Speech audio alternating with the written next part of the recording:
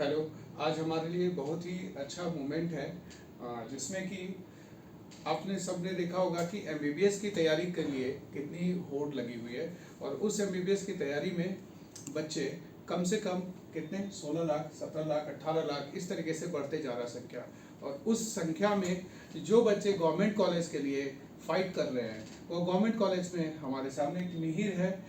ये बच्चा हमारे सामने 11th क्लास से तैयारी किया है और ये बच्चा के बारे में जो मैं बताऊंगा, ये बच्चा एकदम नॉलेज के लिए पढ़ता था। सबसे पहली बात बताऊं, अगर इसका बहुत जल्दी ही सिलेक्शन हो जाता लेकिन इसके दिमाग में रहता है और कुछ एक्सपीरियंस ये खुद शेयर करेगा तो ज़्यादा अच्छा रहेगा। ठीक है, तो हमारे लिए बहुत अच्छा एक मोमेंट है। इसको आप ज़रा एक्सपीरियंस इनके पेरेंट्स के भी देखेंगे और सुनेंगे और मिहिर से भी सुनेंगे हम। ठीक है, तो मिहिर आप अपना एक्सपीरियंस ज़रा एक शेयर कीजिएगा सो दैट कि जो जूनियर्स हैं उनको फ़ायदा हो। देखिए, नीट या जेईई के लिए कभी भी पढ़ना हो तो दो तरीके होते हैं। या तो आप नॉलेज पॉइंट ऑफ व्यू से पढ़ सकते हैं या कॉम्पिटिटिव पॉइंट ऑफ व्यू से पढ़ सकते हैं। तो उसमें जैसे कि अगर आप मान लीजिए नॉलेज पॉइंट ऑफ व्यू से पढ़ते हैं तो उसमें बहुत डेप्थ में जाना पड़ता है, बहुत देर बहुत डेप्थ में पढ़ाई करनी पड़ती है। और अगर आप सिर्फ कॉम्पिटिटिव पॉइंट ऑफ व्यू से पढ़ते हैं तो जितना आपको सिलेबस दिया गया है उसी में आपको रिस्ट्रिक्ट रहना पड़ता है। तो नॉलेज पॉइंट ऑफ व्यू से पढ़ते पढ़ते भी कुछ बच्चे होते हैं जो निकाल लेते हैं गवर्नमेंट कॉलेजेस या फिर कुछ प्राइवेट में भी जाते हैं।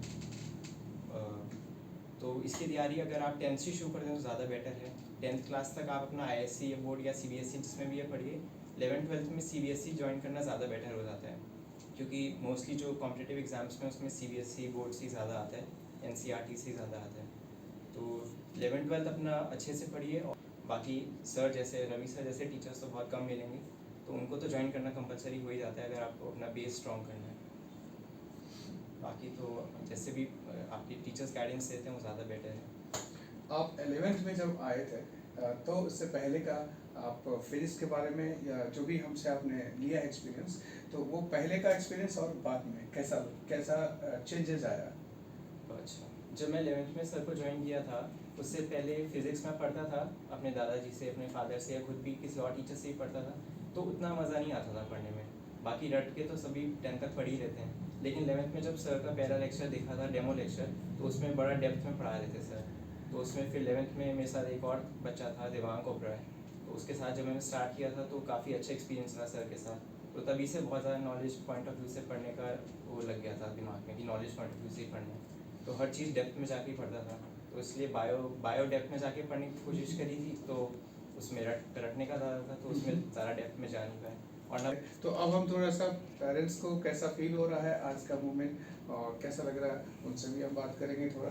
ठीक है, तो वो भी अपना एक्सपीरियंस शेयर करेंगे, क्योंकि जो घर में अपना बच्चा होता है उसी के ऊपर पेरेंट्स का अपना पूरा फ्यूचर होता है। तो पेरेंट्स क्या फील कर रहे हैं उनको भी ज़रा सुनेंगे। जैसे कि बेटे ने कहा कि मुझे डेप्थ में जाके पढ़ने अच्छा लगा, ये कंसेप्ट हमारे घर में शुरू से ही रहा। मेरे फादर चीफ इंजीनियर थे, मैं MSc इलेक्ट्रॉनिक्स से हूँ, तो ये बाय नेचर हमारे घर पे रहा कि हमें हर चीज़ डेप्थ में जाके समझ के पढ़ना है। अगर ज़िंदगी में कामयाब होना है तो हमें डेप्थ में जाके नॉलेज पॉइंट व्यू से ही पढ़ना पड़ेगा। कंपटीशन को एक तरफ रख दीजिए, कंपटीशन एक प्रैक्टिस है। जिस तरह हमारे घर की गृहिणी माँ बहनें खाना बहुत जल्दी बना लेती हैं तो उनको डेली प्रैक्टिस होती है, तो वो प्रैक्टिस जो है वो कंपटीशन को फाइट करने के लिए हमें प्रैक्टिस चाहिए, उसके लिए हमें अलग समय निकालना है। लेकिन ज़िंदगी में कामयाब होने के बाद, कंपटीशन फाइट करने के बाद, जब हम कॉलेज में जाते हैं, हमें लाइफ में कुछ कर दिखाना है, तब हमारे को वो नॉलेज काम आएगी। अगर कंपटीशन क्रैश करके और बिना नॉलेज के हम क्रैश निकाल लेते हैं कॉलेज, तो लाइफ में सक्सेस मिलना बहुत मुश्किल है, हम कुछ अलग हट के नहीं कर पाएंगे। तो कंपटीशन के अलग टाइम निकालिए और डेप्थ में जाने के लिए अलग पढ़िए। और डेप्थ में जाने का जो सही तरीका है, फिजिक्स प्लानिट में जो सर का तरीका है, ये बिल्कुल सही तरीका है। बच्चों को ये समझ लेना चाहिए कि हमें अपनी पढ़ाई को दो हिस्से में बांटना है, एक नॉलेज पॉइंट ऑफ व्यू से और दूसरा competition practice point of view से।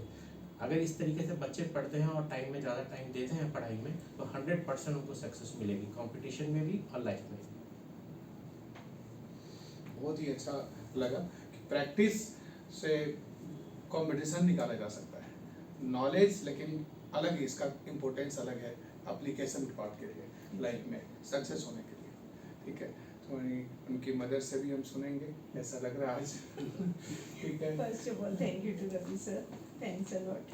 I'm very हैप्पी सर, सब घर में सब बहुत खुश हैं कि नीट का सिलेक्शन हो गया है। This is all because of teachers का बहुत सपोर्ट रहा है, बहुत हेल्प रही है। तो बिना उसके तो सब कुछ पॉसिबल नहीं हो सकता था। जब बच्चे के कंसेप्ट क्लियर हैं, सब कुछ क्लियर है, उसने मेहनत करी है, आपकी भी उतनी मेहनत है, क्रेडिट आपको भी जाता है, मीर को भी जाता है। बिना दोनों की मेहनत के तो पॉसिबल ही बिल्कुल नहीं था। बिल्कुल, हाँ। बहुत बहुत धन्यवाद, आपने क्रेडिट दिया है, इस लाइक समझा है आपने, ऐसा आपको एहसास हुआ। मिहिर या जो भी बच्चे अभी इस साल या पिछले साल या लगातार जो भी जा रहे हैं, वो सभी का अपना एक तरीका होता है, स्टाइल है सभी इंसान का। जरूरी नहीं कि हर इंसान का कॉमन स्टाइल होगा, ठीक है, लेकिन एक पॉइंट को क्रैक करने के लिए कॉमन चीज़ है जो सर ने बताया, बहुत ही अच्छा बात बताया था, प्रैक्टिस। वो सबके लिए कॉमन है ना, वो कॉमन एक तरीका है, स्टाइल है कि प्रैक्टिस करना बहुत जरूरी है, प्रैक्टिस तो बनाएगा आपको। बहुत बहुत धन्यवाद। मेरी तरफ से कुछ एक गिफ्ट है जो आपको मैं देना चाहता हूँ, ठीक है, और बेस्ट विशेज है हमारी। में आप सेलेक्ट हो, पीजी आप वहाँ से करें, ठीक है, हमारी बेस्ट विशेज है। All the best.